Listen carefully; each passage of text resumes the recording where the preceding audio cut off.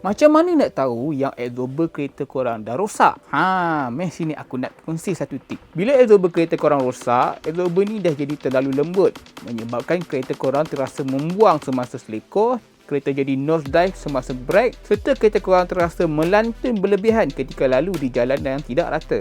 Kalau korang terus biar semua petanda ni, lama-lama tayar kereta korang pula akan botak secara tidak sekata yang dipanggil carb wear. Masa ni kira dah terlambat sebab korang bukan cakap kena tukar absorber baru, tayar pun kena tukar sekali. Bila tayar dah botak tak sekata, absorber pula dah tak boleh serap hentakan, maka kereta korang akan bergegar, terutamanya dekat steering. Tapi dalam semua petanda ini, korang boleh kesan petanda paling awal, iaitu absorber leaking. Kalau ada kesan minyak dekat absorber tu, bermakna minyak hidrolik dalam absorber tu dah bocor. Kalau korang pengguna Pro 2 Myvi yang ada masalah ini, nak dapatkan absorber original memang mahal sikit. Tapi kalau korang rasa absorber OEM terlalu mahal dan nak cari third party yang murah sikit, aku suggest korang cari brand Seawork untuk Myvi korang. Sebab apa?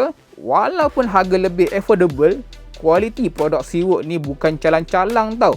Sebab Seawork ini adalah pengeluar spare part kereta berlesen untuk Toyota Tsusho. Absorber Seawork yang korang tengok ni adalah untuk produk Myvi tahun 2008 hingga 2011 dengan jaminan waranti selama 1 tahun. Jadi, sebelum absorber kereta korang jadi lebih teruk, cepat-cepatlah cek absorber korang dan tukar segera kalau rosak, lagi-lagi sebelum jalan jauh atau balik kampung. Tukar absorber ni bukan untuk keselesaan je tau, tapi menjadikan kereta korang lebih selamat untuk dipandu. Selamat balik kampung ya!